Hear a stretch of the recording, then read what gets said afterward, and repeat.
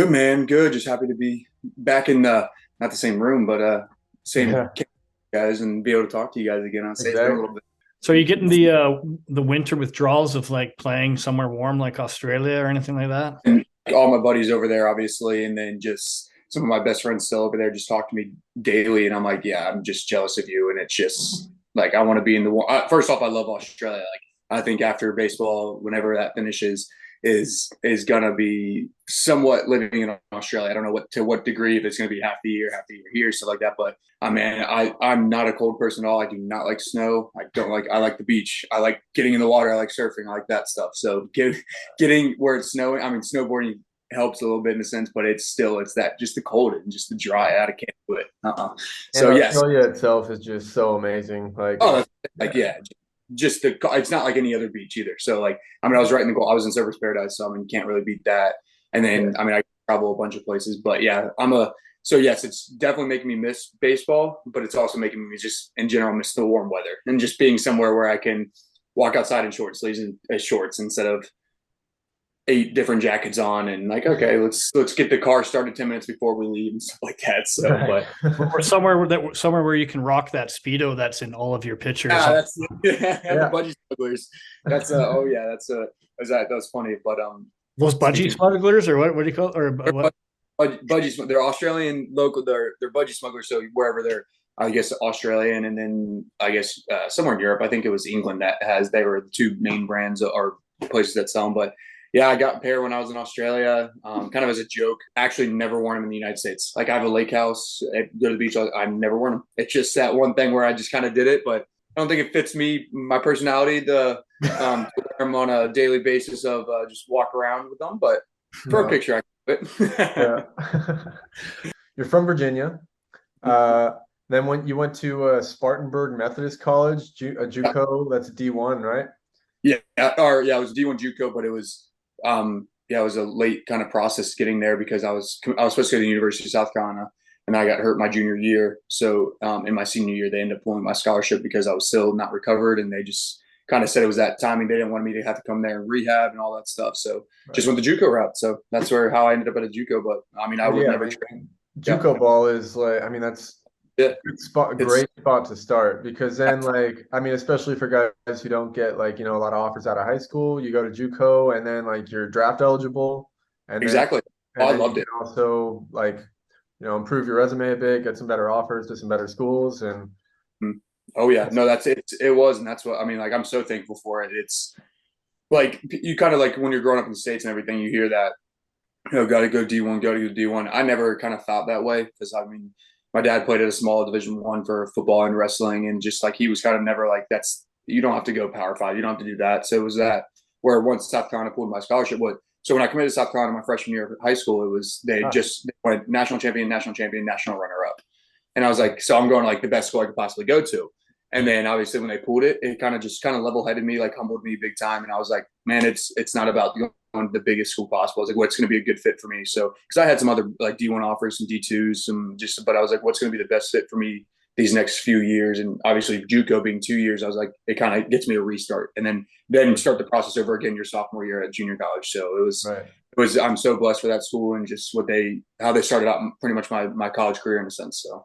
Nice. Yeah, because then you ended up signing with, a D1 school with Appalachian State in the Sun Belt Conference, and you did really well, like especially your senior year. You won team MVP. You were the Sun Belt leader in ERA. Yeah, that place is sweet. So it was Yeah. a bless for them Every too. year I always see that picture of Appalachian State's baseball field recirculating, and it like continues to just like make its round and go viral every single year. And until you're fully up there, you just don't get the beauty of that place. I mean, all of Boone in general, but like then you see the field. The fields are at the top of the mountain, so it's like Yeah. that's why you get those colors. And then obviously in the fall, the colors and everything. Yeah. But I mean, as a pitcher, it's great because it's a hitter's nightmare come February, March, and April with no leaves. So Yeah. then coming out of Appalachian State, then you went to Fredericton where we played against each other. And actually that was where we first met in the Yep. New Brunswick League. So Oh, tell us a little bit about your time there and how you like that. And that yeah. also, sorry, before you get into that, could you also talk about how that even came about? Like, how did you Yeah. end playing in a senior men's league in Canada as sort of a, a stepping stone into, your next, into your international career? Yeah, so it was kind of wild in a sense. It was post draft. I didn't get drafted, and I was talking to a few teams and had some work. I had 2 or 3 workouts after the draft. Nothing came to fruition, and just didn't nothing, like I said, didn't get signed as a free agent or anything. So I was like, I'm each year I've kind of increasingly got a little bit better, and I was like, I'm 21 years old. I was like, I'm not done. I'm not ready to stop playing baseball. So my coach put out some feelers, just some like indie ball teams and stuff, and I had some offers there, but it was in the sense I was like, if I'm going to make not the best money and go play in places that kind of like in the middle of nowhere, USA, I was like, because I had a buddy that played it at that I didn't really know well, but he played a few years before me. Taylor Thurber was his name. Oh, yeah. And exactly. So he told me about international ball. So that stuck in my head like my junior year. So I was like, okay, well, if I don't get drafted, what's international? And it was always, I think he played in Prague. Yeah. But he was like, when he told me that, he was like, oh yeah, he was like Australia. And being a beach guy, I was like, all right, I'm going to figure out a way to go play in Australia if that's possible. And so when I just was looking up, I just got a Google search and it was like international baseball. And one of your website was one of the first things that popped up. And because I didn't heard about your website until I did that quick Google search. And so I got into that. And then I think I sent you guys that quick like email that just said like, hey, what's this about kind of? And you're like, oh yeah. So we made that quick profile, and I think it was up within a couple of days. And then after I updated it with my stuff, I think I had 10 offers in a day, but I think 8 or 9 of them were in Europe. And they're like, you have to be here by July 1st. And my sister was getting married July 14th, 15th, whatever it was that year. So I was like, sorry. Like, and like I said, the biggest thing was I'm looking for Australia, which was September, October time. So I was like, perfect. I have a couple months to train, get ready again, take a break real quick from throwing and get rolling. But then, the Fredericton Royals reached out when I was at work that day, and they just called me out of the blue, and I was like, who's this? And they're like, we're the Fredericton Royals. I'm like, I have no idea who that is. I'm like, what? They're like, and then the way it was their assistant coach, and I love them all, but he's like, yeah, we're a professional league up in Canada, this and that. And I was like, sweet. I was like, all right, cool. Like, because I knew the Can-Am League and all this stuff. So I thought it was something kind of tied into that or whatever. Looked it up, and I was like, okay, it's a small 5-team league, but I was like, that's fine. I was like, what it does is let me keep pitching and let me keep my arm moving and stuff until I can kind of, because then I started already reaching out to Australia teams at that same time, because I was like, I kind of want to get my foot in the door right there with Australia and just see what can happen there. So, and the coolest thing with Fredericton was they were like, hey, we just have to have you on the roster by July 1st. You can come whenever you need to. We just need you here. I think it was like, you have to be here by the end of July, but if we can put you on the roster, if you sign before July 1st, we're good to go. So I think I signed the day before July 1st. And then 2 weeks later, I flew up there. I flew up the day after my sister's wedding. And that's how I kind of got into Fredericton. But they had like I said, great little setup for me since the place to stay with one of the teammates and his wife and the other import, and then good pay each week. And it was weekly pay, which was awesome. Yeah, Ben. Yep. Oh yeah. He was, like I said, and the crazy story with me and Ben was Ben played at Lander University and I played at App State, but our head coaches are the same, 10 years apart. So it just happened to be where my coach went from Lander to App State. Yeah. And it just happened where he had the same coach. So I got to talk to my coach and all of them about Ben, and they could only say good things about him. So it was cool, kind of like, okay, I don't know this guy, but I know him a little bit going into the situation. Yeah. And I've always been for exploring, and like I'm always off on my own, just doing my own thing. So it wasn't like, oh, I'm going to be worried about where I'm going, not making friends. I was like, I don't care. If I don't make friends, I don't. If I do, I'm going to be awesome. And I love just going out into the new cultures and stuff like that and meeting those people. So that's how I got involved with Fredericton. And like I said, they kept me in shape. I think I threw like 50, 60 innings that year or that summer with them, just kind of leading into Australia. So it was awesome in the sense of kept me going instead of just, like I said, I would have been training, but it's since just sitting here, not seeing live hitters, not seeing anything like that. So, and it got my foot in the door to international ball. Obviously, especially meeting Jimmy and getting him on a, like I said, first name basis, and just being able to involve myself with him. And then obviously getting to meet you through that too. So it was kind of like, okay, cool. I kind of got the upper hand in this sense where I know the top dog, so I can really go to you guys for any questions, which I know any guys can, but in the sense of like, I felt more comfortable doing that now instead of kind of going to the top dog and being like, hey man, can you help me get here? It's like, all right, Jimmy, I kind of know you a little bit, so I can do that to you too. So, but it was, like I said, super blessed. Like I said, obviously just that random Google search that found your website that was able to get me to start my career in international ball. So Awesome. Atlantic Canada is really cool, and Fredericton's a cool spot. I mean, that's the home of Matt Stairs, so like I'm sure you got to meet him a bit. Like, oh yeah, Matt was there, and like I said, all the guys, like some good name, I mean, big name guys that played. Like Corey Wood was the D2 player of the year that like he played on my team. So I was like, I mean, obviously Andrew Case, he still messaged me once a year. Like he's got me offers to some other places, like in some like good independent ball leagues and down in Mexico, stuff like that. So like just the connections I made, not even through my own team, but other teams there. Like it just, that's what you guys know, international ball is all about the connections you make and just the people you meet. It's just so many good people everywhere around the world. But yeah, so like even though it was a small 5-team senior men's league, I was like, hey man, this is a cool little start to my career of it. So I'm a little curious of your train of thought at that point.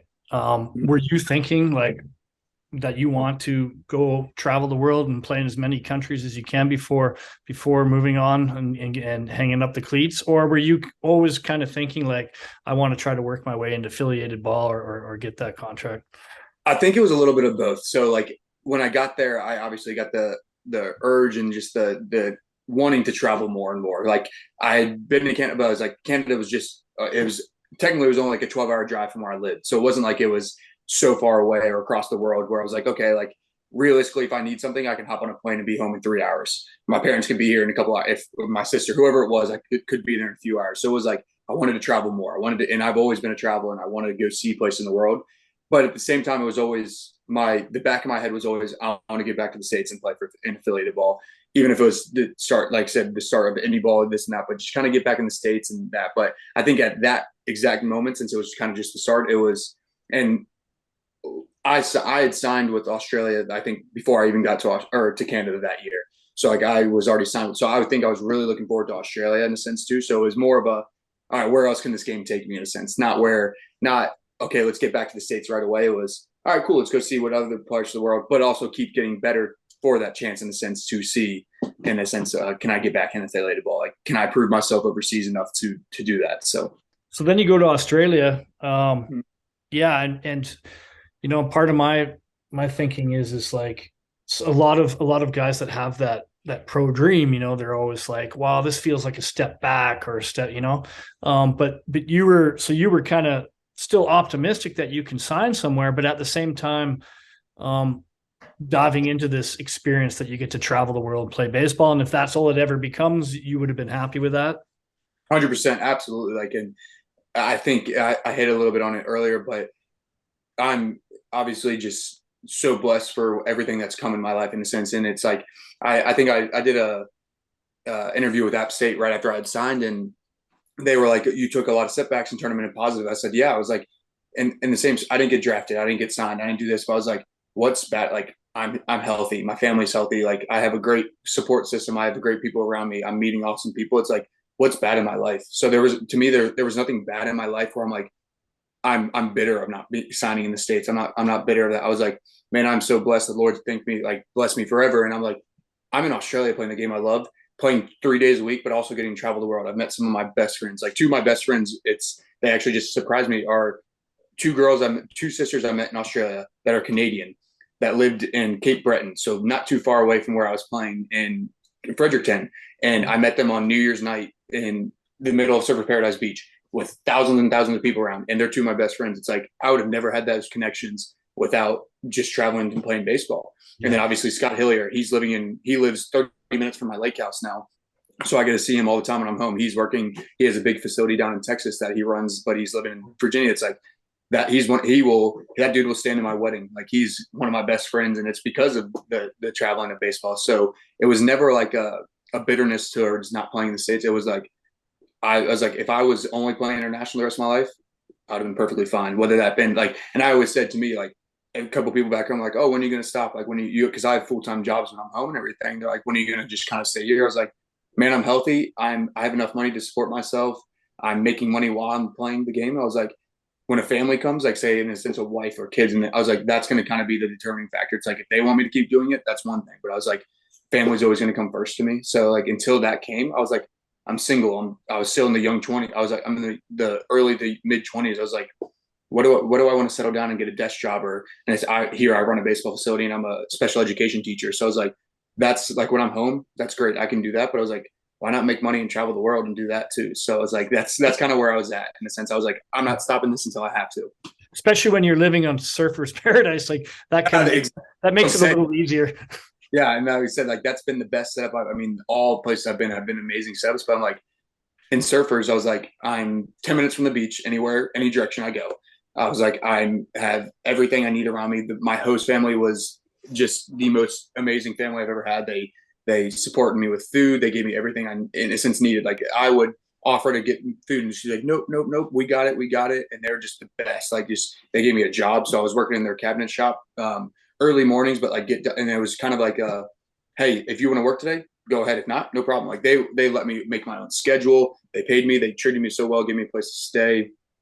Obviously, I had a car over there, so it was like I'm sitting there. I'm like, man, I'm a 23-year-old single guy in the middle of Surfers Paradise, Australia, with this awesome host family that will give me anything. I have all the guys on my team are kind of my age. I was like, this is what a terrible life, right? Like, I mean, man, I wish I was sitting at a desk job back in the States instead. Like, but it was one of those. I'm like, yeah, like, and it's so hard to explain to people over here. Like, they're like, oh, how was it? I'm like, dude, when I say I will live back on the Gold Coast and Australia will always be a part of my life, it will, because like that place is a second home to me.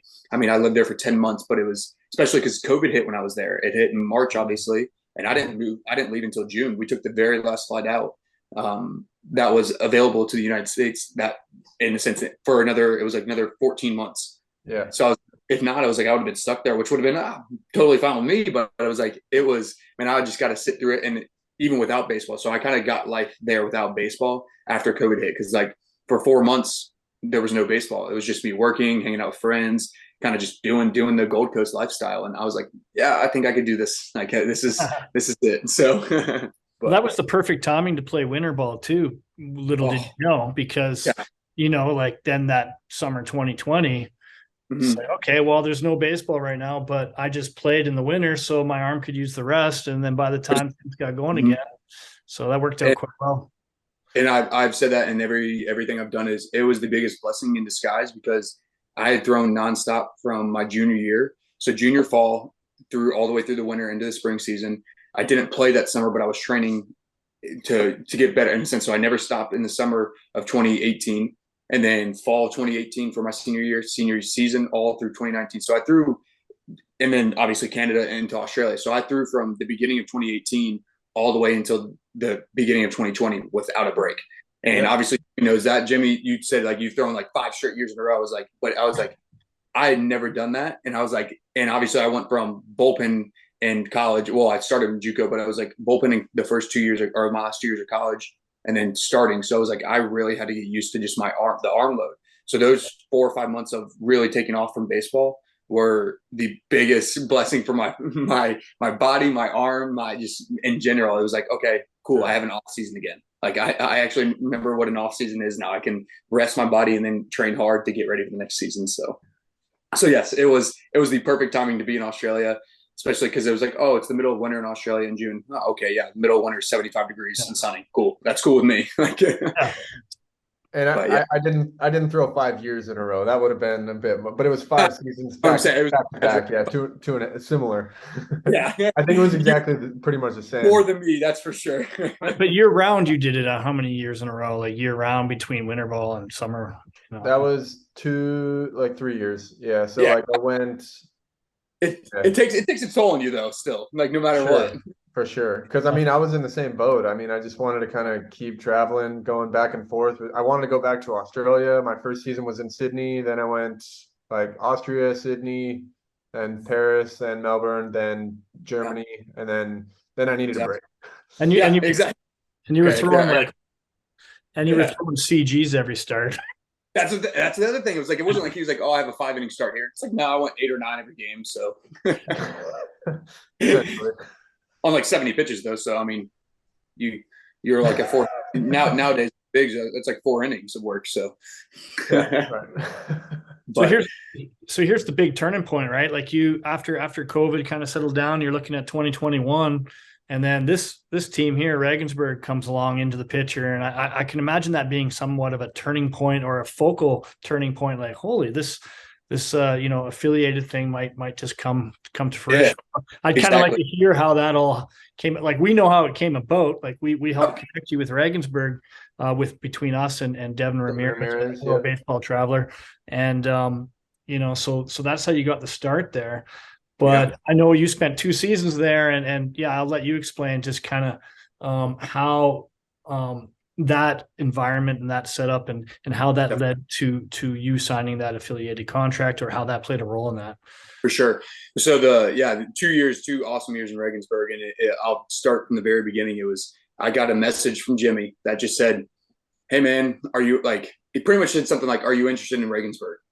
And I messaged back. I'm like, "Who the heck is Regensburg?" I'm like, "What are you talking about?" I'm like, "Dude, I gotta know," because I had never played in Europe yet. So I'd only been Australia, I'd only been Canada, like because the first European season I could have played was the COVID year, so I didn't play, couldn't get over there. So I was like, Regensburg. He's like, and I think he just said, look him, like, here's their website or something like that. Look them up, like, pay attention, like, just go see them. And within like 5 minutes, I was like, dude, what is this? Like, cause you see the facilities, you see the field, you see the air. I'm like, what is this place? He's like, yeah, it's baseball is kind of like, it's one of the main areas for baseball Europe there. Like, they have MLB like support. They got, obviously he's like Max Kepler, Donald Lutz, like all those guys went through there. I was like, wow, okay. I was like, yeah, I'm definitely interested. Like, I think it was like November of that year or the year before I signed, and just was so excited to get there and everything. And obviously when you get there, you really get to see it in person. You're like, dude, this is better than a lot of college fields, some minor league teams here. Like, this is legit. I'd say those facilities are better than like a lot of minor league fields. That's what I'm saying. Like, it's like I played in so many minor league ball fields, and it is nothing. I'm like, we have a full front office staff. We have obviously the academy. It's the third and fourth floor, that's where I lived my first year. I lived with the academy players. So I was a 24-year-old living up there with like 14 to 18-year-olds. It was hysterical, but it was like, man, like it's fine. It was free living. So full academy. You have a full indoor baseball facility with 3 lanes of obviously the pitching machines. You have a full weight room down there that has, when I say every single thing you could possibly need for a baseball weightlifting, it's there. But on top of that, we had one of the best gyms in all of Regensburg that we get free membership at. It was more of like an Olympic gym. Like, it had everything you could possibly need. So had all that. Then we had a restaurant attached to our field that was just like the staff there. And just, I was down there every night, obviously living at the field. Like, I just get down there. But yeah, like obviously the facilities there are just incredible. And so obviously I see that my first year. We have a heck of a year. I pitched pretty well, and it was just like, okay, well, I had a really good year. Let's see what can come of this. And we lost in the semifinals that year. So I was like, okay, I'm going to go home. And Australia was kind of it was really hard to get into Australia. That I think it was, what was that? The 2021 year. So for Americans, yeah, it was still shut down in a sense. Like, there was ways to get in, but it was like one of those things. I was like, okay, I just pitched to like a sub-2 ERA, had really good stats, and I was like, let's go see what I can do. My fastball velocity went up a little bit, and I was like, let's go see what I do. So the year before, I'd moved to Tread Athletics down in Charlotte, North Carolina. A mentor to me, Tyler Zombra, who plays AAA with the Tampa Bay Rays. He's from my area, and we trained over near DC for a while. But when he became the director of performance out at Tread, I followed him, and he's still my coach to this day. Like, he still sends me just checkups and saying how we do and this and that. So I followed him down, and we sat down and talked and said, what are we going to do this offseason to kind of get me, in a sense, to get back to affiliated ball. You just had your best year, your metrics are back up and everything. Let's do this. So I trained my butt off. Like I said, that was Australia had an off season, but it was like, this was my first true, like, when I say off season, I pushed myself and said, I want to make myself the best I can possibly be to see if I get a chance. If I get a chance, great. If not, I knew I did everything I could to get that chance. And so I did it. And I worked 3 jobs, and then I would train at night. So it was literally was working about 70 to 80 hour weeks. And then every single night I was throwing and then working out in the gym. And it was long days, long nights, but it was like, I want to know that I could, if I have a chance, I put everything I could for it.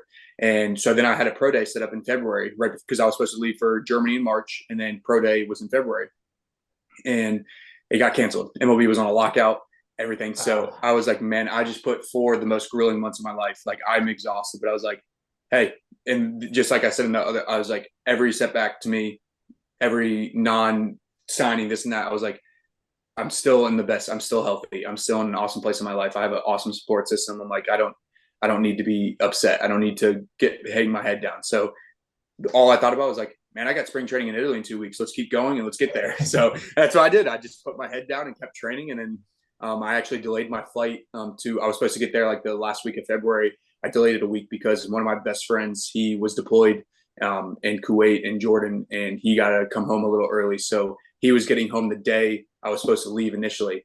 So I canceled my flight, surprised him, and I flew in the day I had to get to Germany. So yeah, I was supposed to get there March 1st. My contract started March 1st. I flew in that morning of March 1st. But I was like, I had to see my buddy from the military. I hadn't seen him in a couple of years, and I was like, it was so everything, like I said, turning back into the man, my pro day got canceled, this and that. I was like, it all worked out for like what was supposed to kind of be. And so I got there and I was there for a week. We went up to Bonn, had some fun little games up there, met some guys up there. And then it was, hey, we're going to Italy for a week for spring training. I'm like, oh man, my life's miserable, right? I was like, this is once again, like, how bad is my life, man? Instead of just sitting back home. So go down to Italy, except we go to, I think, the coldest place in all of Italy. Like I'm sitting there in two parkas. It's like 40 degrees. I'm pitching. I'm like, oh, no, where are we in Italy? I was like, why don't we go down to the South Italy or something? I was like, but it was, like I said, so cool. You're just with your boys. You're in a hotel for the week of just exploring Italy. Like some guys went to Venice. We went to Verona. We got to play Parma. We got to play, was it Bologna, whatever. So, Bologna. Yeah, Bologna. I think that, so we played them first. Yeah. Cause Cesar plays for what, Parma? Parma, yeah. Okay, so I pitched against Bologna the day before, and that's where it was kind of a cool turning moment because I was like, Germany's good, but I was like, you have Italy and Netherlands, kind of, I'd say, the top leagues in Europe. Yeah. And so I pitched against them, went 5 innings, 1 hit, like 10 Ks. And their coach came up to me after, he goes, if you play in Germany next year, you're ridiculous. Like, don't do that. So I was like, okay, cool. So I kind of got like a little foot in the door to some Italy teams and this and that. So I was like, sweet. Okay. So I was like, and that was kind of like, as much as I loved Regensburg in Germany, I was like, at the same time, I was like, this is my life now. I was like, I want to travel some more, play some other countries. So I was thinking anyway, as much as I loved Regensburg, I was probably going to go try to see if I could go play in Netherlands, go play in Italy, and just kind of change location just for the fun of it in a sense. And if nothing came, obviously, but it was cool. So I was like, okay, that's a cool little step. And came back from Italy and season started and had an even better season than the year before. So I was like, oh man, that's all I could show. Like all the work I put in that off season, it really showed me that, okay, hey, you bought in on yourself and it's paying off. But so just to kind of go into that a little bit, like your first season, you won pitcher of the year, you led the league in ERA, batting average against, and WHIP, and you were in the top 3 with wins, strikeouts, and innings pitched. And then that second year you came back, you won pitcher of the year again, you won the league MVP. And then you led the league in strikeouts, ERA, wins, batting average against, WHIP, and pretty much every other pitching category. Yeah. So hats off. Yeah, thank you. Yeah, it was definitely good. Like I said, but it's the support system I had, and it's like as any my dad said this so many times to me. His life is any great father, any great husband. It's because of the wife or the mom that's supporting him, and that's to me like a man leads the household and the woman's the support, but it's without that woman, the man is nothing. And to me, it's the same way as like a pitcher or a hitter or this and that. They can't be who they are without that whole team of support. To me, and it goes further than that. Like the whole academy staff, the whole academy players, like all my guys on my team worked all day. Like they were just like any other place. They worked 9 to 5 jobs. Well, those academy kids didn't. They went to school, and a lot of them were home by 1 o'clock and practicing. So I got to go out to academy practice and work a little extra on my craft. I had some of the like the backup catcher this year for the Regensburg team was a 17-year-old that will make a name in the United States one day, Killian. And that kid was willing to come work with me anytime I needed because he was right upstairs. I was living at the apartment downstairs and he was upstairs in the academy. So like all those guys, the push and the support, obviously Devin, he had a job that year, but anytime he needed to be there with me, he was there. Tomas, my head coach at the time, was anytime. Like I said, even just Marty, who was the academy coach, but also MLB Europe, just all those guys are willing to help. And it's like, without that, man, that year's not going to happen because as much as you know, too, it's pushing yourself is hard. If you don't have anyone to compete with, if you don't have anyone to go to war against and just kind of like really keep pushing you, it's like, man, you're playing against yourself, and you have to know, like, am I actually doing the best I can? But these guys kept pushing me. I mean, all my bullpens were under Rapsodo, and we go and dig into it. I could send it back to Tyler, my buddy back in the States, and just kind of go into those metrics. But yeah, man, it was like without those guys, it would have been nothing. But yeah, so it was an awesome year, but it was kind of like cool. It was my work paid off. But what a lot of people didn't see was behind the scenes was I was living with Jan Tomek at the time, who's a Czech national team player. He's been baseball jobs overseas before and everything like that. But me and him lived in the apartment at the field. And he going in right after we get home from Italy, obviously ate a lot of pasta, pizza, all this stuff. We're like, he's like, I want to lose a little bit of weight. And I was in the best shape of my life, but I was like, yeah, man, let's do it. Let's do this together. And so every single morning we'd wake up, we'd have our breakfast, we'd go lift. And so he really pushed me. And so I actually lost another 15 pounds, got in the best shape of my life. And at the time I was dating she was a long distance runner. So she was running marathons and this and that. So like she, in a sense, pushed me to like, just every day was at the same time I didn't have work. So I'd wake up in the morning, go lift, come home, eat a lunch, and then I'd go for a run or go for a bike ride. So it was just all my fitness got up, but it improved. I not just stamina, but just everything else. So like I got into the best shape of my life and also kept pitching better. And like each year was just, or each season was just getting a little bit better. But it wasn't just the sense of I only trained in baseball. It was like obviously the weight room, but I started eating cleaner. And a lot of people said like, what did you change? What was the biggest thing you changed when you went from this season to this season and then getting picked up affiliated? It was like, I kid you not, man. It was how I changed in the kitchen, like traveling around and like eating takeout all the time because you're just traveling. It's tough. But when I had that kitchen and was able to cook and just all that stuff, that's what really pushed me in a sense. I thought over the top was just really caring about my health again. So, and as much as this is hard to hear in the sense of international ball is I eliminated alcohol for the whole season. I didn't drink alcohol. I drank it one time. It was on my birthday, but I took alcohol out just in the sense for performance. But I think this is where back to you, Dave, was in the back of my head was I want a chance at affiliated ball. So what can I do in a sense to keep getting better and better? And I knew kind of just cleaning up myself in general would have helped that. So I did that for the time being. And obviously the season paid off big time for me. So. For sure. Yeah. So, I mean, obviously after this, you end up going to the Atlantic League, dominating there, getting picked up by the Brewers. But before we jump into that, I kind of want to dive into a little bit, like what was your routine like? Like, what was your like daily routine? Like, did you work out, 5 times a week, every single day? Like, and what does working out entail? Was that lifting, mobility work, flexibility, explosiveness? How often were you throwing? Could you kind of Yeah. I was lifting pretty much it was Monday, Tuesday, Wednesday, and then either a Thursday was just like a nice jog day, like a sprint day, kind of stuff like that. Just more running, no really lifts in general, like take a couple bike rides, whatever it was.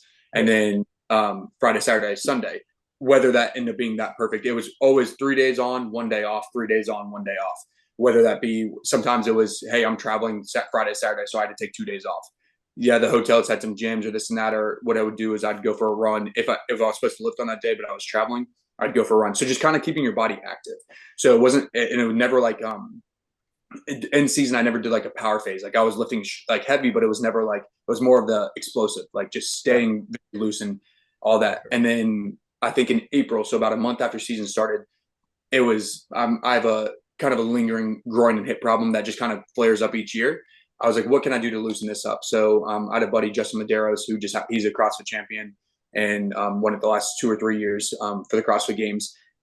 Talked to him about his mobility because I'm like, dude, you're the best. You're what CrossFit champion is considered like the best athlete in the world.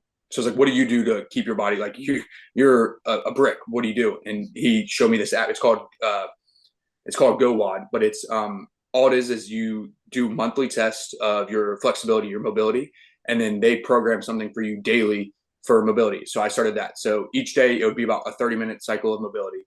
And sorry, but a lot of times this can't happen because you're either working a job and this and that. So thank the Lord in Regensburg, I had no job. My job was to play baseball and to coach and do this and that. But just got in that routine. And then throwing wise it was different. Like I was in the off season, I throw 6 days a week. In season as a starter, it was, so I'll just like walk you through a week of, if I started on that Saturday, Sunday, I was usually off. If my arm felt good, I'd probably go throw just literally nice and light toss, into a net, a lot of my throwing was into a net because with Regensburg we'd practice, but everything else was just throw to a net. My whole off season here is throwing into a net. So nice and light, easy, but usually a day off. Just go get a really heavy lower body lift, but no throwing. And then throughout the week, we had practice. So like I said, Saturday through Saturday, Sunday I was off. Monday was technically another off day. I'd go find a guy to probably get out to just nice, easy distance, but same thing, no stress, nothing like that. Yeah. Tuesday, I was back on a mound, but it was at 70, 80%. And Tuesday, Wednesday, Thursday, we practiced. So Tuesday, Wednesday, Thursday, I threw every day at practice just that night. Just kind of whatever it is. I'm not a big long tosser in season. The only day I long toss is my start day. Every other day is probably no more than 90 feet. I was never been a big long tosser. When I grew up, I was a long tosser, but 90 feet max. But it's the stress level of your arm. I know, it's like some days you're throwing at 50%, 60%. Some days you're throwing at 80%, but it's just at 90 feet. So you just kind of increase that time. But the biggest thing for me is I like getting downhill. I don't think there's anything like flat grounds are great, but it doesn't it relates to the mound, but until you feel that slope, you're not really going to exactly. So my command, like your weight shifts and 100%. So even if you're only your lower body can always be working 100%, but if your upper body's working 50, 60, it's not taxing on your arm. So I would get, like I said, I'd pitch on a Saturday. Usually I'm downhill by Tuesday. My bullpen's on a Thursday, something like that. Where my bullpens were never 100%. Like I'd never, maybe 30 pitches, but it was like usually 80%. Like if I was throwing 90 miles per hour, my top fastball velocity might be 80 to 82. So it was never like in a sense push, but it was like enough to where I could command my stuff. My off speed, I would work a little bit more and stuff like that. But it was just more really get downhill. There's drills I would do where I'd bring a portable mound out to the field and do my 90 foot or to 120 long, not long toss, but throwing only using the hill just to feel the slope. I think there's nothing. Yeah. I think there's nothing to relate to that mound more than feeling yourself actually getting down the slope. Yeah. So just stuff like that. But that was kind of my routine. But I think that's the biggest difference too, was some guys just obviously training at Tread where there's so many like professional athletes there and this and that. I'm like, some guys throw 3 days a week, some throw 7, some long toss 4 times a week. It's like each person's different. And I think that's the hardest part of you have to figure out what's best for you. Yeah. And like as a coach and a trainer here at my facility that's the biggest thing. Like when I run my pitching clinics, I look at every single one of them, especially like when it's the 10 to 12-year-old ages. I'm like, do you guys want to all pitch like me? And they're like, yeah. I'm like, do you guys want to all have the same mechanics as me? And they're like, yeah. I'm like, absolutely not. I was like, first off, I have cruddy mechanics. Like if you look at me, I'm like, my mechanics aren't the cleanest, but it works for me. My time overseas is I've learned what works best for me, because in affiliated ball, you kind of like, you're playing every single day. You don't play every single day internationally. You're playing 2-3 times a week. So it was like, I really got to experience with my body and how I react to different things. So I got to try. It's like a trial and error. It's in anything, it's trial and error, but that's what I did. So, but yeah, my week was filled with training, but it was, to me, that was the fun part of it. So it was cool. So that is the beauty of it, having all that extra time on your hands if you take advantage of it. But you're living proof if you take advantage of it and you go for it. Of course, it helped to have Jan Tomic there and the academy kids, someone around to help. That not every import has that luxury of somebody there that is with that same amount of time on their hands and drive. But not every import has the privilege of having a facility like Regensburg to train at, where you have Rapsodo for every bullpen, you have portable mounds that you can just kind of pull out and throw a long toss with. It's funny because Surfers Paradise is my favorite place in the world, but like training wise there, I had to push myself. Everyone's working. It's like throwing that's where I learned how to really, my best friend was Annette, because like that's the only person that would throw with me. Yeah. And there was weeks in Surfers Paradise, I'd pitch the Friday games and Saturday games, and then I didn't throw again until that following Friday. And it was just like, that's just how it was. I was working. No one was willing to throw. The baseball complex was 20 minutes for me. So it's like, man, I was like, I'm good. I'll hang out for the day. I'm going to go to the beach and stuff. So it was like, but that's where it changed for me, where in Regensburg is I had everything I could possibly need, in a sense of like the only thing so back to, I think I told you about it with the nationals and stuff that were looking to sign me kind of in season. Yeah. So teams reached out and said, can you send me TrackMan data? I'm like, dude, I'm in Germany. Are you kidding me? Yeah. I was like, every team in the United States doesn't even have TrackMan yet. You think I'm going to have it in Germany? And I was like, I got Rapsodo data. And they're like, it's kind of irrelevant. I'm like, they're like, we send it. They're like, send it. But it's like, at the same time, we need you to see it on TrackMan. I'm like, cool, man. Well, you want to fly me back to the States real quick, pitch, and then come back? Like, I was like, what do you want me to do? So, but it was just kind of like that. Yeah, I sent out those tweets, and I just sent out stuff to, hey, here's my season stats so far. Here's Rapsodo data. But what was cool for me to go back and see, was each tweet I put out, which was like usually a month or two apart, my Rapsodo data got a little bit better. my stats were a little bit, it was like, okay, something's paying off. Something's really working and I'm showing it. And I was like, I just kept praying. I was like, all right, something's going to work out here. And to me, I thought it was affiliated ball. And I know I told you, I told a very select few. I don't even know if I told you, Dave, but it was right before the first game of the semifinals against Paderborn. So it was that day we were driving up to Paderborn, which is about 6 hours from Regensburg. Halfway through, I get this call from an unknown number. And I'm like, what? And I answer it, and it's a guy from MLB. And I'm like, what? I'm like, all right, cool. And he's and going through stuff. And then I get just kind of like just physical stuff, like what's your name, birth date, this and that. So I was like, I don't know what this is about. Like, I'm kind of confused. Literally, as we hang up, I get a text from a national, the international scout for the Nationals, pretty much saying, just asking about some stuff, sending some stuff, send them Rapsoda stuff. And pretty much within about an hour more of the drive was, we want to sign you. And I was like, wait, what? And I was like, well, okay. And so we got a couple phone calls. And sorry, rewind. I don't know how I haven't hit on him, but one of the biggest lessons for me this year in Regensburg was Bruce Hines. This dude is a legend in the States.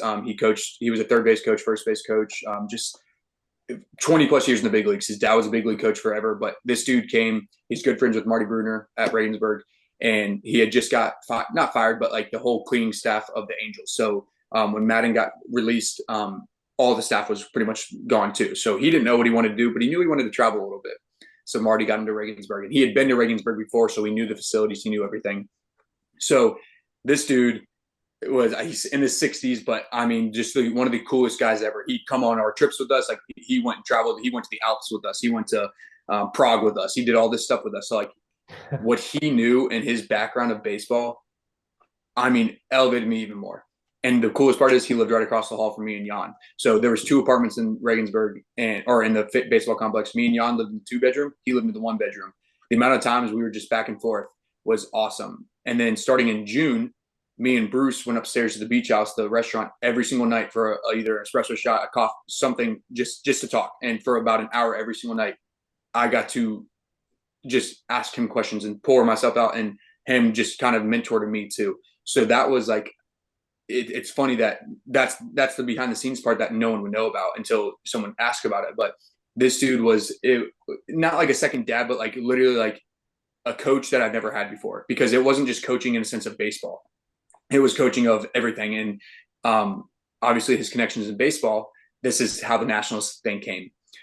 He happened to be in the van with me this day. So it was so helpful for me, because obviously at the same time, we had 7 of the guys in the car, and me and Bruce we talked, and we're like, hey, let's keep this quiet. We have 2 big playoff games coming up in Paderborn, semifinals, and we're looking to get back to the championship for the first time in a few years. Let's keep it quiet. So my van, we agreed, let's keep this quiet. Let's see we don't want it to kind of put any minds at like we just didn't want anyone in their heads thinking about this. So me and Bruce kept talking, but so obviously the first night in Paderborn, I know I can only pitch game 2. So the first night in Paderborn, we're always 6 hours back. So I'm talking to these guys back and forth, and it's like 2 a.m. and I'm still talking to them. And there were some questions. So I said at the time, I was like, hey, I can't physically do anything. I cannot get on a plane and fly out. I can't do anything. I was like, I'm here. I can't leave. I'm 6.5 hours away from my house. And obviously I'd have to pack up, because they kept asking, when's the soonest you can get here? When's the soonest you can get here? And I was like, give me 3 days pretty much. I was like, we play Saturday, Sunday. I'll drive back Sunday night. Monday I'll pack up. I'll leave Tuesday, something like that. And they're like, cool. And they're like, we'll regather. So they talked to me each day. So they even said they cleared me, like, because at first I was like, okay, they're probably not going to let me pitch. And I was scared. I was like, oh man, I don't want to do this to my team. Well, he's like, no, go ahead and pitch. I pitched. So I pitched, and we won that game. I think we left there, the series tied 1-1. And that's when I kind of let my team know and everything. And everyone was obviously super happy. They're like, it's a bummer. Like, we wish you could finish out the season, but we totally understand. So then they asked me to put them in touch with someone in front office. So we talked to the front office, and some things just kind of went a little like sideways, and it was a little just nothing like bad to say about them, but it was just kind of like it was weird. And we lost on Sunday, game 5. Monday we had a party for me going home, and Tuesday morning I got on a flight and went home. Called the Nationals guy, and it just nothing came, and that's totally fine. I was like, cool, no problem. Like, I messed up, whatever it was, like whatever it was, but I couldn't get here in time, this and that. So no problem. It was just, it fell through. But like I said, everything turned into a positive for me. So I was like, man, like this is like the third, fourth time a team's kind of reached out and nothing's come.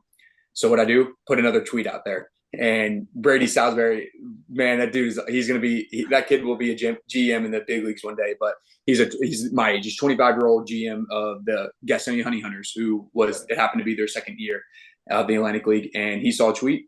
Same thing. I'm a special ed teacher. So I was with my blind student at the time, and I get a message on Twitter, and it's from Brady. And he just goes, can you send me this data you're talking about? So I sent him all my Rapsoda data. And he's like, when can you call? I was like, well, I'm a teacher. Like, can I call you when I get off work? He's like, yep, no problem. This was on a Monday. Called him. I was down in North Carolina on Wednesday, right, and pitching, and I was active that night. So I didn't pitch that Wednesday night, but I pitched the next night. So it said it was all a God thing, where everything was falling back into place. And I was like, cool, this is getting my start in the United States again. So that's how I kind of got to the indie ball and just starting to pitch in Gastonia then. So I don't know if we want to hit on anything I've talked about in the past, but yeah, that's kind of how it got to that point. I think that's a good transition, because you didn't really pitch too much with Gastonia. I mean, you threw 10 innings, you had a 0.9 ERA, looks like you had 11 strikeouts, one walk. You killed it. And like, you're going against, formal AAA guys, MLB guys, AA guys, like Atlantic League's legit. Oh, dude, I will never forget the first game I played. I'm sitting there, and you got second game I played. The first game I played, Logan Morrison's their DH. I'm like, all right, cool, sweet, this is awesome. And then the next series we play is the Wild Health Genomes, and they have 5 outfitters, and all of them have MLB time. I mean, you have Chris Davis, the one with the K, that had 3 straight years of 40+ home runs in the MLB, and I'm like, with face him. Yeah, exactly, with Oakland, exactly. Then you have Jimmy Paredes, you have Chris Shaw, you have pitchers in their bullpen, like what's his face? He was a lefty for you have like 10 guys on their team that had big league time. And then you have guys on my team, like Zach Godley is on my team, Jack Reinheimer, who all debuted and stuff like that, Alex Sanabia. And I'm like, you played with John Anderson too, yeah? John, exactly, yeah. We talked about it, yeah. But it's like all these guys, I'm like, they're like, what's the highest level you played? I'm like, Germany, I think. I don't know. I mean, Germany, Brisbane League, or men's league in Canada. I don't know. And I kid you, there was only one other guy on my team that hadn't played affiliated ball. There was one guy that had played Atlantic League already, but everyone else was high A or higher. And I'm like, and I kid you not. So on our script, when you come into pitch, they would say like highest level, and mine just said international. But I'm like, oh, thank the Lord it said international, because that could mean Japan, it could mean stuff. I was like, it could mean something else. But it was funny, because like all these the fans got behind me. They learned my story kind of a little bit, and they thought it was awesome. And I got to pitch well there, and so that was cool in the sense to do that. But yeah, all the ex big leaguers, ex AAA guys, and this and that, I was like, man, this is awesome. So, but it was super encouraging for me, because I was like, this is where I get to test myself in a sense. It was almost better that I think I went there first in affiliated ball, because I was like, let me see how I stack up against these guys. Yeah, some of them are a little older and retired from MLB, this and that. But I was like, they didn't lose their touch. I mean, they're still big leaguers in a sense. And so I was like, all right, let's see how I do against this. And I performed, and I was like, okay, cool. So it was kind of that like solidification of like, okay, hey, you belong here. It's not like you think, because it was never like I was never in a sense like down on myself, but it was like, am I truly good enough to go back and play in the States? Is that the reason I'm not playing in the States? Because I'm not good enough. And I was like, I'm a 6-foot right-hand pitcher. Like that's a dime a dozen. Yeah, I have some little outlier pitches and like different arm slots, but I'm like, I still don't. It's not like I throw 100 miles per hour. So I was like, okay. But in Germany, I topped out at 94, like 94, 95. In Gastonia, I was sitting 94, 95. So I was like, I don't know what flick, but it was also going from starting to back to one. I was a 1 inning guy. Exactly. Yeah. I was only throwing 1 inning. I never threw more than like 13 pitches in 1 inning, or in a day. Or I threw like one time I went an inning and 2/3 or something like that. But it was like, and I got there, and my pitching coach, Reggie, was a former first rounder. And I'm like, okay, cool. So he can help me. And it was that. So, but one of the first conversations I had with them was, hey man, like we appreciate what you're here and what you've done, but like, you got to earn your spot. There's a lot of guys that are like proven this. And like, I'm like, dude, I'm coming in the last month of the season. Like, I know I got to prove myself. So I was like, if I pitch an inning or two and help you guys, great. If I don't pitch, great. Like, I'm here though. And so I pitched my first outing went really well. Second outing went really well. and they kind of looked at me straight and said, "Hey, we have our 8th and 9th inning guy, but we want you to be the 7th inning guy." I was like, "Sweet." So I'm a setup guy. I was like, "Awesome." And so ended up being that the rest of the year. And then just it was cool because we had Godley at the time was rehabbing, so he came to the bullpen. So he was our 6th inning guy. I was 7th inning. Sam Bordner, who's this 6'6", 6'7", like 240-pound guy that just pumps like freaking like heavy sinkers, is our 8th inning guy. And then Jesus Aguilar, who's tops out at 100, is our closer. And I'm like, sick, man. I was like, oh, we got a staff, dude. Like, I was like, this is awesome. So I'm sitting there just in the mix. But I don't know if I touched on it with you a little bit, Jimmy, because I know you know a little bit more. But what was the coolest part was, I pitched 10 innings. But what doesn't know is I technically signed with the Brewers way before I actually signed. Oh, wow. So after I had thrown 4 innings in the Atlantic League, just so 4 outings, we were sitting in High Point, North Carolina, and me and Godley our lockers were next to each other, and we're just sitting there talking pregame, just hanging out. We'd already done our BP and everything, so I think it's like it was 35 minutes before the game. We're sitting there, but this was game 4. We had 4 more games until the end until playoffs, and we knew the rosters had to get cut a little bit. I was one of the last guys there, so our GM, who comes to a lot of the games, Brady, he taps me on the shoulder in the locker room, and I'm like, "What are you doing here?" And he's like, "Can you come with me to Goose's office, who's our manager?" I was like, yeah. And so I look at Godley's man. And so we just assumed, since I was one of the last guys, this and that was just kind of like, "Hey, you're here for the rest of the year, but you're on the playoff roster. Like, you're the new guy. Like, no problem." And I understood it too. I was like, "Okay, I'm happy with what I've done, but I totally understand this." So Godley's like, "Man, I'm sorry." And I was like, no, it's all good, man. So I walked to Goose's office, and they closed the door, and it's Goose, Brady, and me in there. And Goose just kind of looks at me, and he's like, "Here's a number. You got to call it." And he's like, "It's a guy from the Brewers." And I'm like, "What?" I'm like, "All right, cool." But it was kind of just nonchalantly. Get on the phone, and first thing he says was, "What's up, man?" I'm like, "Hey." He's like, "How are you doing?" I'm like, "Good." He's like, "You want to be a Brewer?" And I was like, I mean, dude, I don't know how quick I answered. I was like, it probably took me 10, 15 seconds. I was like, "What?" I was like, "Yeah, dude." Like, and it was a full circle moment finally coming back. And I was like, "Man, this is so cool, dude. This is awesome." And so we talked for a few minutes, and the best is like, it's like 6:10 now. Our game starts at 6:30.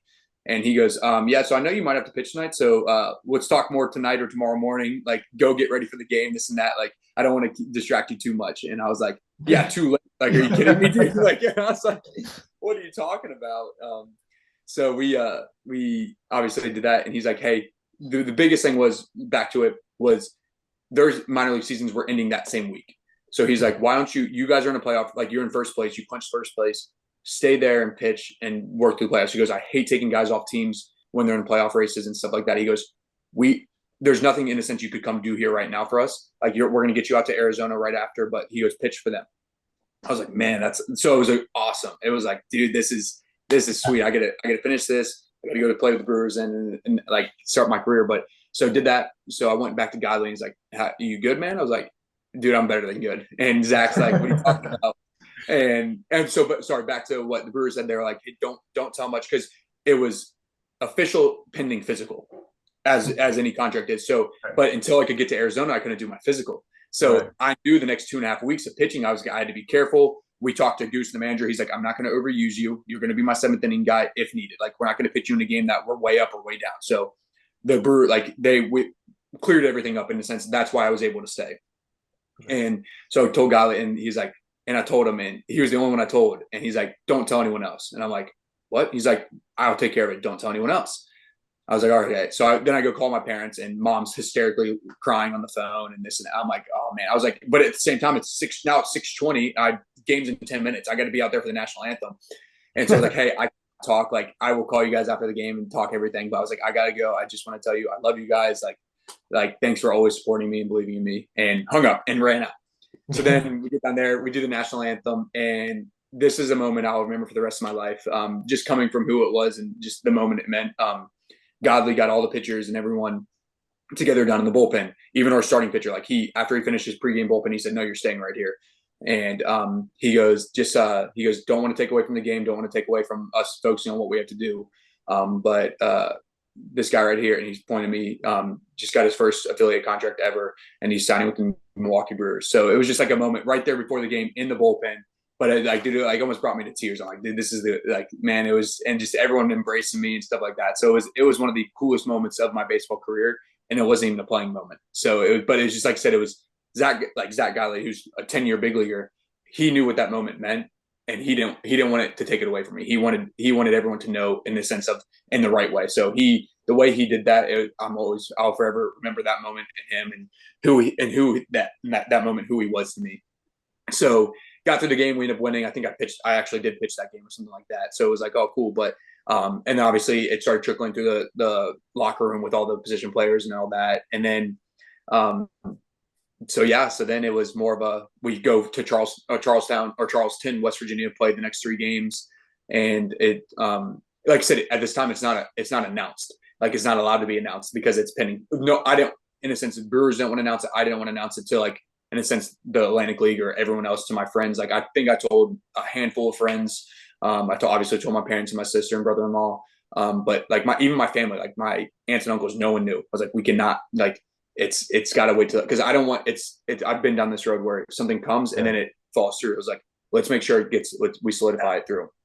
So we finish it, and then we go and we're in the playoffs, and it's where there's 4 teams left, and we're playing High Point again, who's kind of our rival. And I kid you not, this is another cool moment. It was like game 4, I think it was. We had a benches clearing brawl. Logan Morrison caused some problems on our bench. One of our guys ran out at him, and it was and it was like, when I say punches, everything. It was like, oh, sweet. Like, I've been in some benches clearing up in like even Canada and Australia, but I was like, this was like a legit one.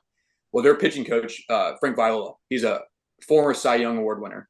I'm in the middle of the scuffle, and this dude pulls my hair, and obviously long hair. I'm like, I turned around, I was like, I'm about ready to throw a punt. I was like, what? And I turn around, and it's this guy, this older gentleman, just like I said, former Cy Young Award winner, looks at me and he just goes, "Hey, good luck with the Brewers," smacks me on my butt and runs away. And I was like, what just happened, dude? And I was like, so it was like, he knew, like, my team had told him, but I was like, what just happened? Frank Viola pulled your hair, smacked you in the butt, and said, "Good luck with the Brewers." Good luck with ran away. And I was like, what? Okay. Like, I was like, in the time, I was like, where am I at right now? I was like, what just happened? But like I said, so go on, we end up winning, like, we lose in game 5. So almost exactly identical to Regensburg. We're the 1 seed. We lose in the last game of the semifinals. We don't go to the championship.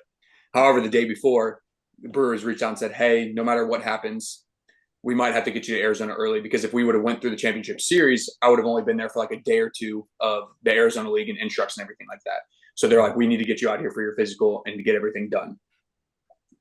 It just happened that we lost, so it was no problem. So I actually did my blood work down in I drove down to South Carolina, did my blood work there. Next day I drove home, the same day of my blood work, I drove home to Virginia, which was like 6 hours. Packed everything up and got on a flight the next day, Tuesday afternoon, to fly to Arizona.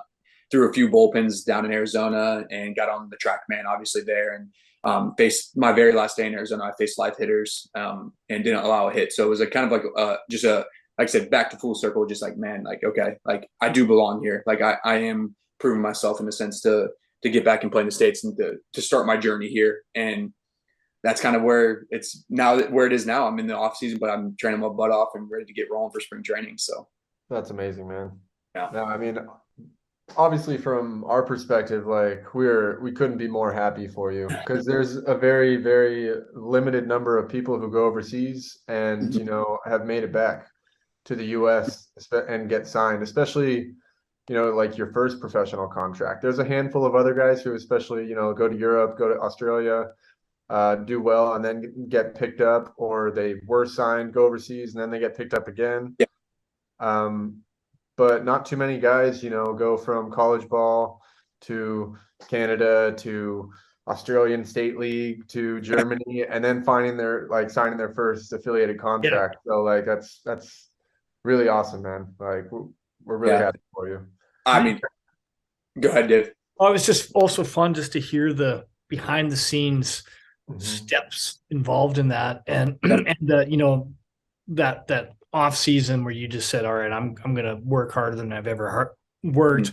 combined with the platform that was given to you, or the facilities or the environment that was provided at Regensburg, and just to hear how all these steps kind of all connected, because you always had the good stuff, but I'm sure like there was some improvements obviously during that hard work in the off season and in Regensburg and everything that got you to that next level that caught the eye of the right people. And I think, while you're speaking, I'm thinking like, could this have happened if you were in like a middle or bottom team in Germany? Like, yeah, exactly. It doesn't matter how hard you work sometimes if you don't have, because they have the connections there and through Bruce and then of course everything's live streamed, so you can put together video footage and the Rapsodo and everything. It's like it just all came together for you, and it's like you said, we couldn't be happier. Like, this is an awesome story.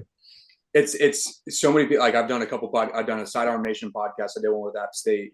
I've done obviously an article with your guys, and then I did one with App State too, a long article with them. And it was every single time they're like which push. I'm like, dude, without baseball jobs overseas, without the platform they give, I was like, this would never have happened. Like, it was like this. I most likely wouldn't be playing baseball anymore, because like if there wasn't international like this community in a sense to keep pushing me, but also just like you two and then everyone else I've met through baseball jobs overseas, and just the amazing support system and cast and community. It's like, man, like they're the ones that kept pushing me. They're the ones that like let me get to this position. Like, yeah, obviously I performed, but I was like, that's the least of it. Like, you got to perform anywhere you go to keep playing. But it's like, if you guys didn't have if this platform wasn't there, it's like, how would I even known about this? How would I even known to go play in Germany or Australia and this and that? It's like, so I mean, everyone I've said, like, it's your guys' name and website and communities got out to many different people now through App State and this and that, which is, I've had many people through Instagram or Twitter just reach out and ask about you guys. And that your first thing I say is, dude, go put a profile out there. If you were really thinking about it. I've had high school kids reach out to me. I'm like, dude, you got a long career. I was like, go get through college and then follow this. I was like, this will always be here. I promise you. I was like, these guys aren't going away. Like, you're gonna have a chance. And but it's like, it's so cool to be able to like see baseball around the world and then the way it's played. And I said it in I think every other podcast in this I've done, but it was, without baseball jobs overseas, I wouldn't have found the love of the game I did. Because like in Australia, when I'm working out by myself, throwing into a net, doing everything on my own, having no one to push me, having no one to compete with me, just kind of trusting my own process. Without that, I wouldn't have appreciated and loved the game as much as I do now. Like, because I know what the work I put in and by myself, and how a lot of it's self-taught, how it got me to the next level and how just appreciative I am. Like, I mean, I thank the good Lord every day, but like without people like Triad Athletics and Tyler, like those guys pushed me. Even when I was international, a lot of their guys are in-house training. And I was like, I'm a 6-hour time difference, or sometimes 14-hour time difference when I was in Australia. And yet these guys made time for me to set up Zoom calls like this just to talk about my process. Obviously, you guys always providing the way in a sense to just the message from Jimmy. Hey, what do you think about Regensburg? Who are you talking about, dude? What do you like? It's like just even though I never got to play, but like just the Prague baseball weekend and then the one down at your guys' place. It's like just coming to see, just get with all the guys and just meet them. It's like without that stuff. And then the one that is very behind the scenes that no one knows about is what the baseball facility that I've called home forever is Fielder's Choice Baseball here in Purcellville. We have a very small town here in Virginia, country farm town, and one of just I consider him a great friend now. He's a dad. He has 3 sons, but he's given me work since I was 14 years old, and I've worked out in this baseball facility. It's a small baseball facility since I was 14, but he's also had me a job, and every time I come back here, it's without question I have a job and I have a place to train. And yeah, and the coolest part was when I was by myself in there and I had no one to hold a radar gun. Like, we found ways, like we would tape it around an L screen, or if he was there, he'd come hold it. And this dude, he's a dad that just loves the game. And obviously he played D2 baseball, D3 baseball, stuff like that, but so he knows the game. But like Dan Miles will forever be indebted to me because of what he's done for me here in my little town of Purcellville. Like, yes, Triad Athletics gets national recognition. He will never get national recognition because of how small we are here in Purcellville, but he's the one every single day. Like, right after this, I'm going to throw right there at Fielder's Choice. And I know Dan's going to be right there behind the door, smiling back at me, waving, saying hi, good morning. And just so like that guy, like, and I can't express my gratitude to him enough. But there's so many different people that have led me. Like I said, the support staff I've had, obviously parents, sister, this and that. Like without them all, this wouldn't have been impossible. But like obviously, it's so cool to be able to do this with you guys because you guys are the two guys that led the way for me in the sense of each team. Like yeah, like you said, you have to perform, you have to keep playing. But it's like if this wasn't around, I don't know what I'd be doing. Like maybe I would have tried indie ball right away. Maybe I would have done something. But it's like, man, the opportunities you guys gave me is just incredible. So I'm like I said, forever great in debt to you guys and grateful for you guys. And I told Jimmy just the other day, I said, because I was about to renew my profile, and I was like, at the same time, I was like, all right, what do I do? And so I was like, hey, is my profile going to go away? Like if I don't renew it right now, or is it saved? So like because I said, when I do come back to international baseball, because I know for a fact, however long I play in the States, whether until I'm 40, until I'm in 2 years, I was like, I'm not done international baseball, whether that be coaching, playing. I was like, I'm going to go back and travel a little bit more. I was like, that's the plan. And so I made sure I was like, that profile can't go away, man, because I know I'm coming back to you guys. So it's so cool for me, guys, that what you guys do. So yeah, it's awesome to hear, man. And your story, like, we appreciate your story and you sharing it, because that's going to inspire a lot of people that, don't make that commitment to overseas baseball because they're worried about it being a dead end. Oh yeah. And you're proof in the pudding. Like, sure, there's not every club has the resources and the people that Regensburg does, but this is with your kind of determination and the work you put in. There's always another import that can throw with you and work with you. So this is very possible without, the resources that are at Regensburg. But it's your hard work and dedication and positive attitude. And I think that's a big part of it too, is like, every roadblock along the way, you kept a positive attitude and kept going forward. And I think that's where a lot of people stop their journey, is because they hit something hard. It's like, man, push through it, man. Like you got this. Like one thing I've lived by my whole life is you're your biggest fan and you're also your biggest critique. Like you got it. There's not going to be people that are always going to push you. There's not going to be people that are always going to say like, you got this. Like sometimes you got to do that. It's self-talk. You got to do it yourself, but you also got to be your biggest coach and critique. Like sometimes, like, when I was in Australia, like I was pitching really well, but I also know I wasn't working as hard as I could. Like I didn't throw every single day. I didn't lift every single day. It's like, in the long term, if I wanted to get back here, that's what I did. I changed back to doing that. It's like, you have to know when you have to make changes, but just be your biggest fan and be your biggest critique. But then also back to when you just said, it was like, make sure like people know going to international baseball, it's not a dead end. I'm like, even if you don't get back to affiliated ball, it's not a dead end. I promise you, the people you're going to meet, the places you're going to go, and just the places, the love of the game you're going to get again, like it's all well worth it. I don't care if you never make it back to affiliated ball. Like I hope every single person does. That'd be the coolest story ever. But at the same time, like it's just realistic. It's not going to happen. Like I'm very blessed that it's happened to me. But even if I never made it back to affiliated ball, I would have never said it was a dead end because of what you guys provide and where I got to see now. Like just the fact, like just to a random story of how I got to go to Greece was a friend I work with here back in the States. Someone in her family was getting married. They're like, hey, we're flying into Munich and going to Greece for a wedding. Like, what are you doing that week? We happened to be playing a lower end team, and I talked to my coach, and we were already clinched first place. And I was like, hey, can I go to Greece? He's like, yeah, no problem. I flew to Greece round trip for $250. I was like, are you kidding, dude? And I spent a week in Greece just exploring Greece because of someone I knew back home. But because I was international, I was the only person they reached out to. They're like, oh, we didn't know anyone else international, and we were flying an hour away from where you lived. Like, why not come see us? So I hopped on their exact flight from Munich to Greece. So it wasn't like I met them there. I was like, I'm an hour from Munich. What flight are you? I'll just hop on that one. So it's like, it's like, are you kidding me, man? Like, it's not a dead end. Like the places I've seen, I've been to probably 10 different countries in 2 weeks in Europe. My first year I was there, and obviously Australia. Australia, that place, you can throw a rock and you're going to go somewhere cool. Like but man, it's not a dead end. This is probably the coolest baseball community I've ever been involved with. And I mean, even if I make a big league roster one day, whatever team it's going to be, I promise you, this is going to be the story I still tell of how I got there and how it all started. Because who can say I say this to everybody, who can say they got bit by a poisonous spider in Australia? And has 2 scars on their back because of it. That's been to 8-9 different countries in Europe and traveled, just backpacked around, hopped in not an RV, but a van, Yeah, camper van. There you go. And traveled up and down the coast. Like, you can't say that. And by the way, I'm also now I'm getting a chance with playing in the big leagues. It's like, man, like, yeah. So I mean, I have a story from every single country that I went to the hospital for, and my mom. But it's like I was there because of something I did there and how cool it was, or like skydiving and paragliding. That's like, man, I didn't do that in the States. Are you kidding me? I did it because of where I traveled, because of baseball. So yeah, that's amazing, man. Well, I'm really looking forward to our next podcast. yeah. Because I mean, now like this is where the story begins. Because now you just signed your first contract and you're starting a new journey, and I'm excited to see where that leads you.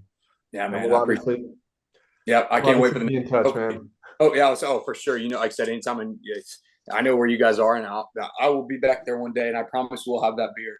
I promise. We've said it for years now. We're gonna have one, whether it be when I'm 40 or whatever it is. We're gonna have it. So, but man, it's so awesome. Like, I'm so grateful for you too, and just what you guys do. And like I said, obviously, let me hop on here and talk and share my story, and even if it's just an inspiration of one guy out there, like it makes a difference. So it's awesome what you guys do. So awesome. We'll be in your corner cheering. So thanks, buddy, for your time. Yeah, of course, absolutely. Thank you guys. We'll be watching and tuning in, and like Jimmy said, we're not done here. It's lots of story to go. So anytime you're in the States, tickets are your guys's. That's for sure. Yeah, I gotta come catch a Brewers game. Yeah, that would be awesome for sure. But this isn't then, like I said, it's not the end of it. We'll be in touch. We'll stay in touch throughout. I know I talked to Jimmy a couple of times a month and everything too. Anyway, so it's good.